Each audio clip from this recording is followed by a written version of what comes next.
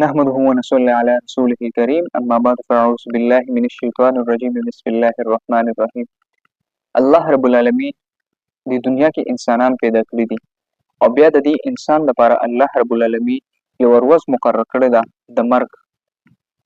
خو دا دنیا چې کوم ده دا دارالعمل دی، دا د عمل ځای دی.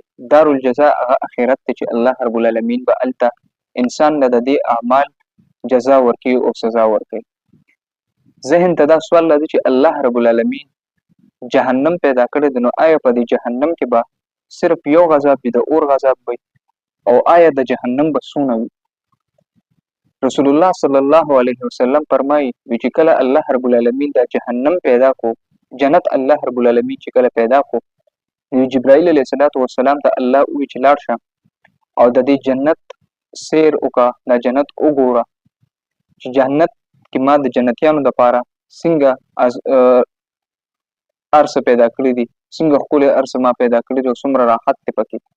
جبرائیل علیه السلام فرمایي زه لاړم، ما د جنت سیل وکړو او زه رالم، ما الله رب العالمین ته وفرمایل چې الله کم انسان هم چې د جنت تذکره واوري، د جنت ذکر واوري، نو یو کس هم بغیر د جنت نه پاتې نشي، ټول به د جنت ته راځي.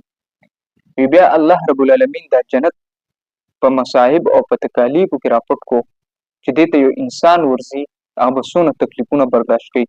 بیا ما ته ووایي چې لاړ شه اوس د جنت سیل وکړه. نو چې لاړم ما د جنت سیل وکړو، یو مصاحب او تکالیف ما وکتل، زه ویرېدم، رالم ما الله ته ووایي چې الله ستا په جلال مې قسم ویرېدم، هسې نه چې یو قسم دې جنت ته رانشي. بیا الله رب العالمین جهنم جوړ کو او ما ته ووایي چې لاړ شه جهنم سیل وکړه. وی چې زه لاړم ما د جهنم سیل وکړو، نو رالم الله ته مې ووایي چې الله ستا په جلال مې قسم چې یو قسم که جهنم دا تذکره ووري، یو کس هم جهنم ته رانشي. وی بیا دا جهنم چې کوم دی دا په خواهشاتو کې، د دنیا په خواهشاتو کې پټ کوي. ما ته وی چې لاړ شه اوس د جهنم سیل وکړه. وی چې رالم ما د جهنم سیل وکړو، یا خواهشاتو ته مې وکتل او رالم ما الله ته وی چې الله ستا په جلال مې قسم ویرېدم، هسې نه چې ټوله دنیا د ټول بندګان د جهنم ته رانشي. رسول الله صلی الله علیه وسلم فرمایي وی په جهنم کې یوه کنده ده چې وی هغې ته ویل ویل کېږي. وی دا جهنم دا کنده دا دومره جوره ده، دومره چې وی الله رب العالمین دی ویل دی کندې ته یو کافر یو مشرک ورولي، نو وی 40 کاله په یو روایت کې راځي او یا کاله د ابن ماجه حدیث دی. رسول الله مبارک فرمای او یا کاله به دا کافر په دې جهنم کې رواني دی به د جهنم اخیری حد ته ونه رسي. دومره دا ویل دا یوه کنده جهنم دا دومره جوره ده. او صحابه فرمایي الله رسول الله مبارک په موږ ته فرمایل چې د حب الحزن ځان وساتئ. موږ به ورته وایو چې د الله رب العالمین پیغمبره دا حب الحزن څه شی دی؟ ما ته وایي چې دا د جهنم یو کنده ده چې جهنم پر ورځ کې 400 کرته په خپله د دغې حب الحزن نه پناه غواړي. وی ما ته وایي چې په دې کې به هغه خلک اچي چې هغه ریاکاره وي. زما عزتمندو ردینه تاسو په خپله اندازه ولګوئ چې جهنم څومره خطرناک دی او څومره زیات دا جوور دی.